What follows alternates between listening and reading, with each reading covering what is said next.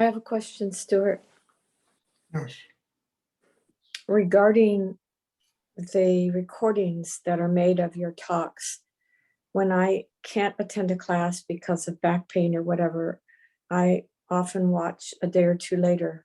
And my question is, when I'm watching the recordings of you, should I be doing the double breathing technique? Well, it would be a good idea if, because those talks are just energy flowing through. And if you do your inner work, your double breathing exercise, you'll be able to take in that Shakti, that energy.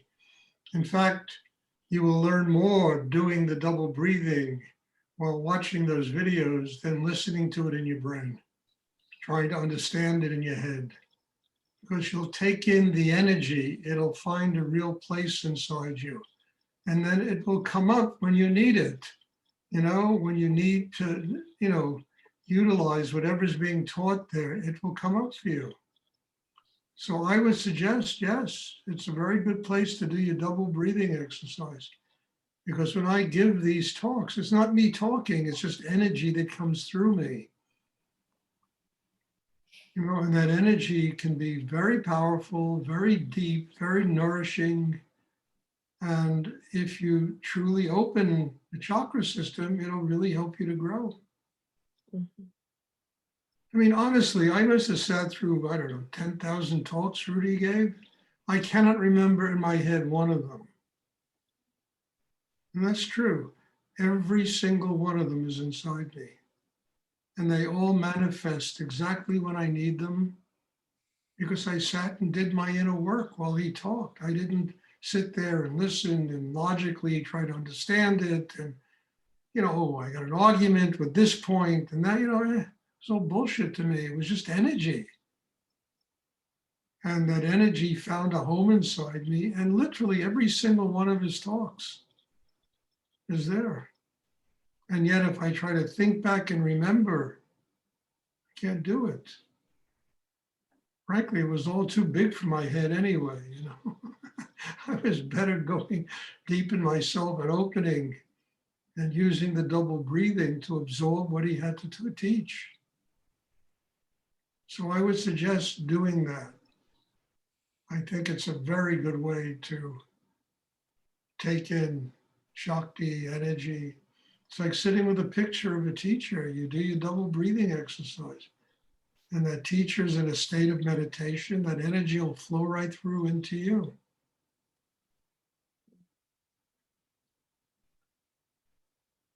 Does anyone else have a question they would like to ask? Thank you, Stuart. You're welcome. I hope you're feeling better, Christina. The talks are helping. Okay. Thank you. Does anyone else have a question they would like to ask? Stuart, Rudy talked about feel your own value. I heard him talk about that, and it really had a beautiful ring. Could you speak to that? Well, you have to start somewhere, Wendy. And the place you really need to begin is your own value. You're worthy of having a spiritual life. You're worthy of being a happy person. You're worthy of being more than somebody who gets depressed and miserable and unhappy. You understand, you're worthy of being successful in the world.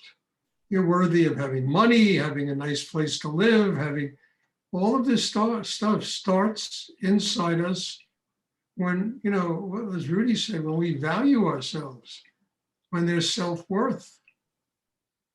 I mean, if you're down on yourself all the time, then nothing is going to happen.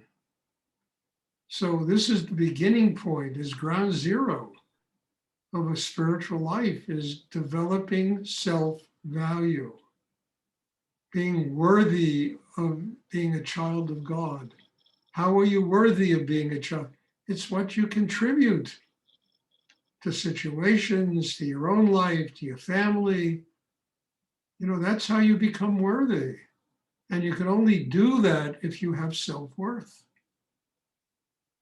If you yourself recognize that I am worthy of having an amazing life.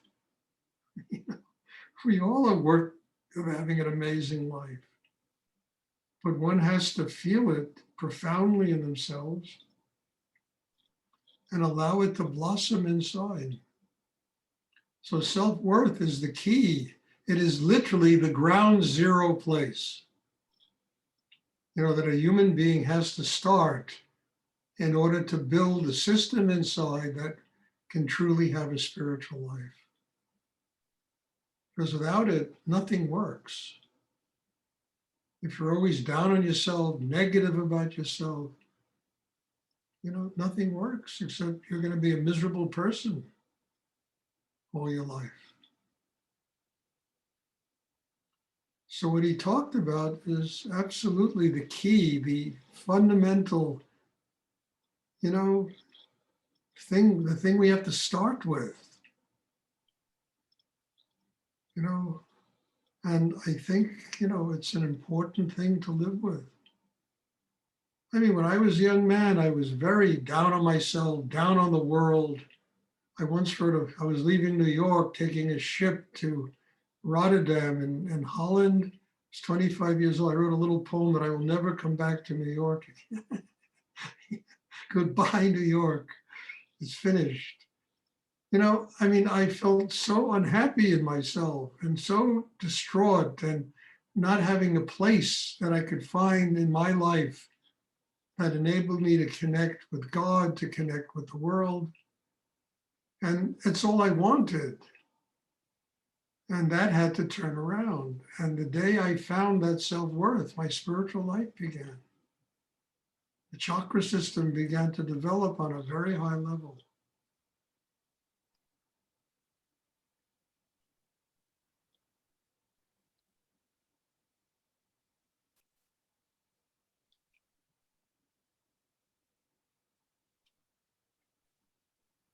I mean, I always enjoyed part of living in a more refined life and buying art objects, living with beautiful things was always an important element to my life.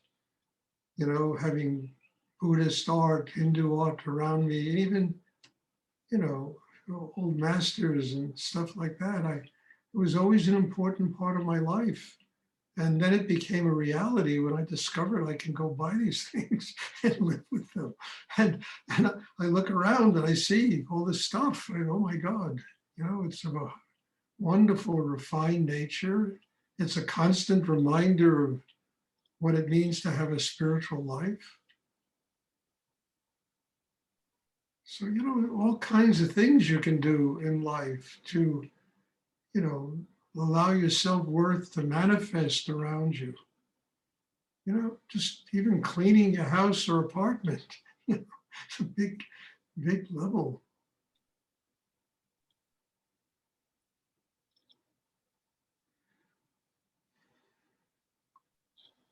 Does anyone else have a question they would like to ask? Sure. I have a question. Yes.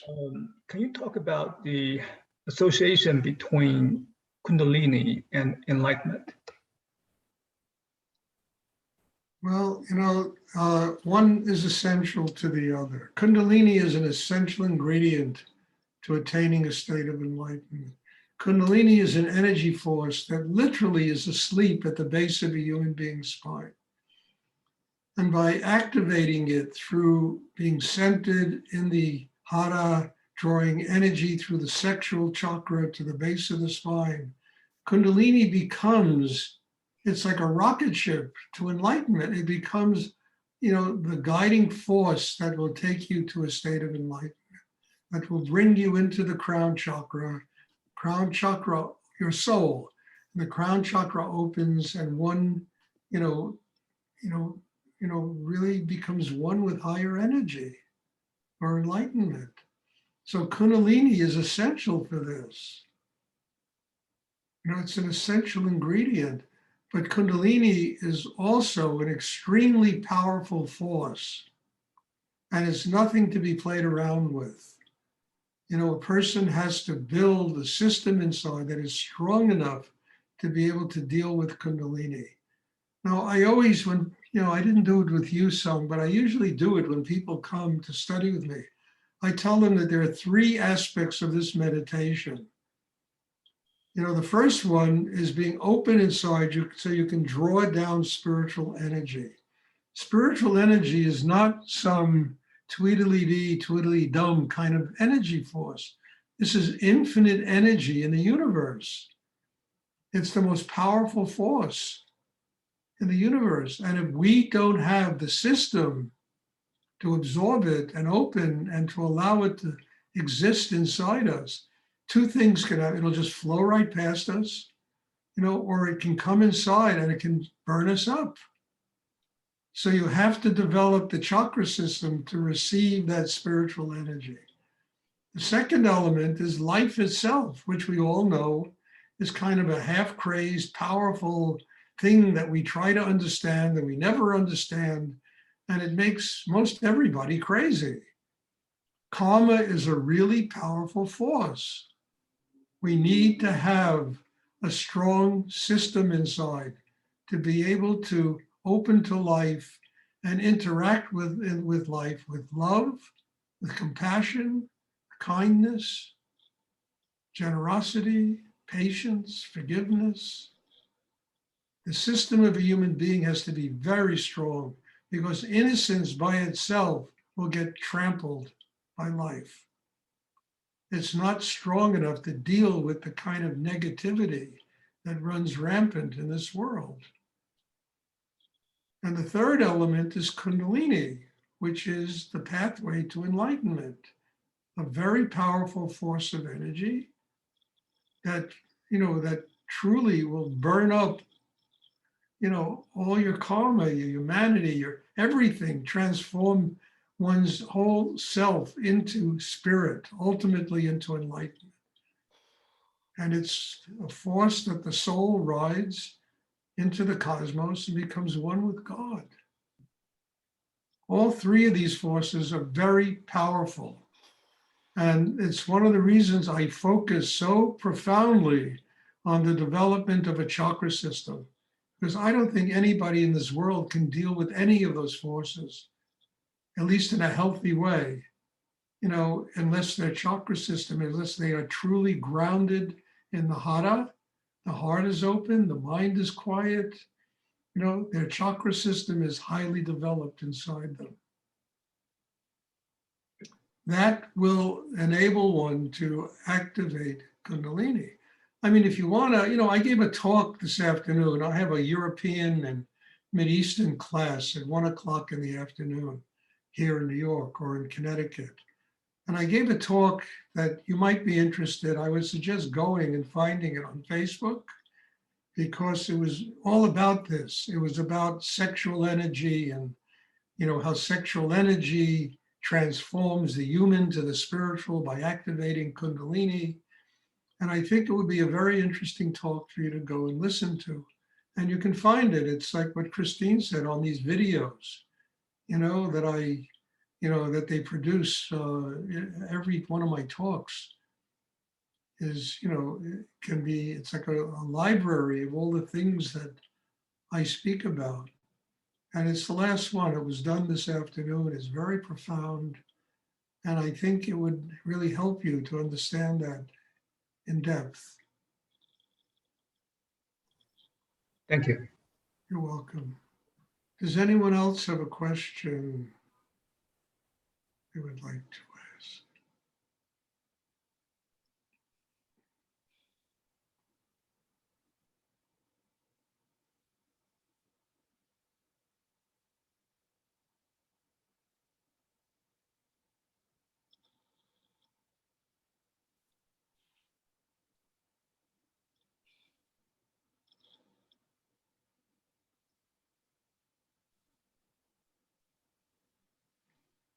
Does anyone else have a question they would like to ask?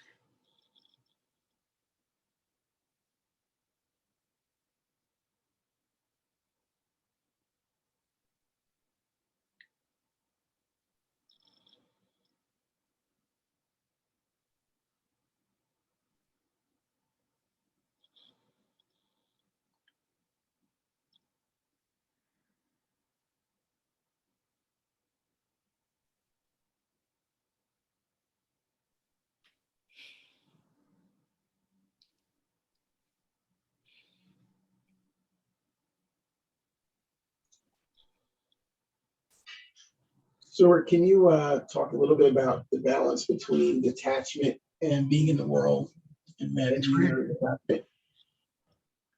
Well, they're not separate things, detachment and being in the world.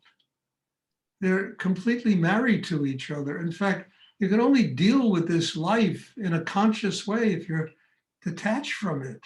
Detachment doesn't mean you run away from life. It doesn't mean you turn away from your responsibilities. What it means is you live in the world, and at the same time, the world doesn't have you. It's not sucking your energy out of you as it sucks the energy out of most people. Most people are consumed by life. They're 30, 40, 50 years old. They have breakdowns. They have, they fall apart. And why? Because life is draining their energy out of them. So you build a system inside, which is something I repeat endlessly, that gives you the capacity not to be drained by life. You do life, but you're not drained by it. You have the capacity to detach yourself from all the madness that goes on in the world. You have the capacity to make money and to be free of money. You have the capacity, you understand, to have things. Like Rudy always used to tell me, he says, not to have, it's to have and to be free of what you have. And that's detachment. So these things are not antithetical to each other. They work perfectly with each other, being detached and being able to live in the world. Because being detached doesn't mean you walk away or you hide from life. It means you're a warrior living life. It's like these samurai, they're trained, for years to develop the capacity to be free of both life and death. It's nobility of soul. And that really is what, doing inner work is all about, building that kind of capacity. So you can be a warrior, you can be a person living in the world, you can have success, you can have everything, the wonderful things life has to offer you. At the same time, none of it has you. And how do you do that? You don't do that by cutting yourself off from life.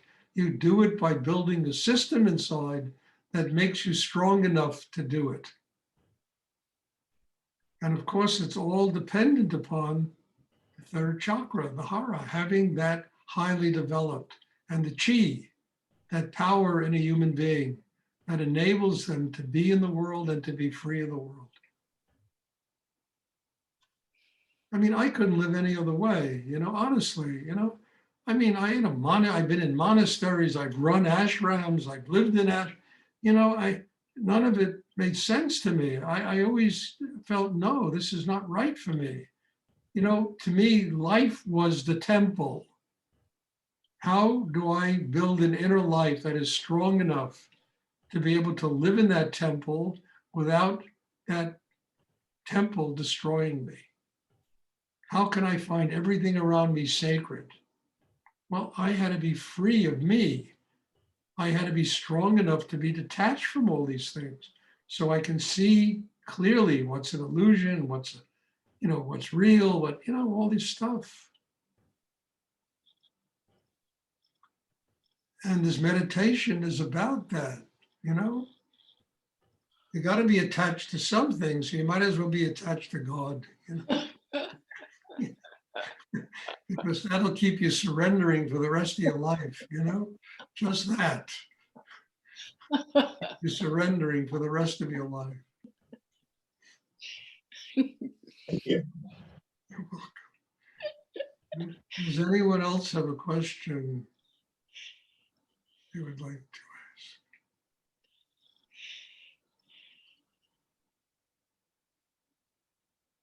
So just to finish, it's not to cut yourself off from the world. The greatest temple we have is life itself. To be able to live in this world and be strong enough inside, building the system inside, that is strong enough to be free of this world.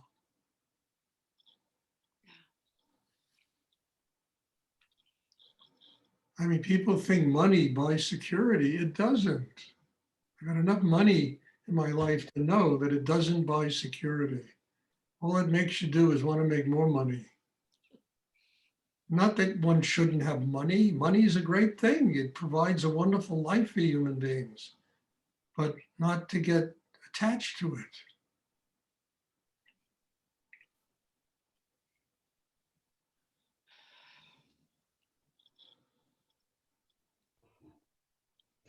And that's not something that you can, put down, jot, and I'm not going to be detached. I'm not going to be attached today. It doesn't work.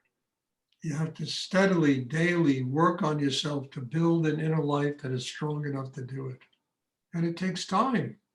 You have to have patience with all the things that will manifest from between point A and point B.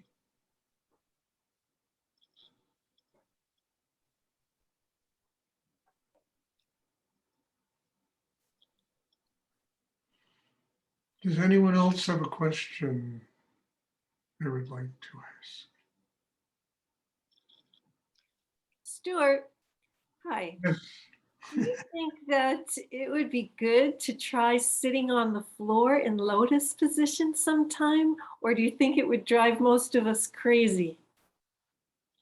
I don't think one or the other. I think it's up to you. Why would lotus position drive you crazy? Because your class is an hour and a half. Don't do it. Your legs might start hurting, you this and that. That's why I tell people to sit on a chair, or a cow, wherever you're sitting. But if you can sit for an hour and a half or an hour on lotus, then do it. When I sat with Rudy, I used to sit, I didn't sit in lotus, but half lotus position. Yeah. I would Because there's sit, something opening about the lower chakras, I think, when you do. yeah, absolutely. I have nothing against you. You're not going to make yourself crazy. If you can manage to do it, if you without your legs falling off. But nothing wrong with that. There's no conflict between sitting in lotus position and sitting on a chair. I'll give it a try because I remember years ago, I think we were all on the floor when I did a weekend workshop with you. No one sat on chairs. So try it. Yeah. If your legs start hurting and you have to move, just do it very quietly. Don't disrupt the class. That's all. Okay. Okay. Thank you. Does anyone else have a question they would like to ask?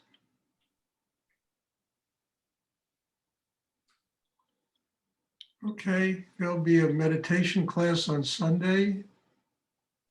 And, I'm looking forward to seeing you all. And as I always end these classes, maybe you're tired of hearing me say this, but I'm not tired of saying it. So I will tell you, I am very grateful to every single person that attends these classes. All of you have really helped me to grow in a very profound and real way in my life. And these classes have been like an amazing miracle. And I'm very grateful to all of you and thankful that I can come here and do this and see you all, that you all come and do this and work hard on yourselves and really demand of me a deep and real effort to make the class the best thing I can possibly make it. So God bless you all. And I'm looking forward to seeing everyone on Sunday. And I hope you have a wonderful weekend. Thank you. Thank you. God bless you. Thank you. You're welcome. Thank you. Good night.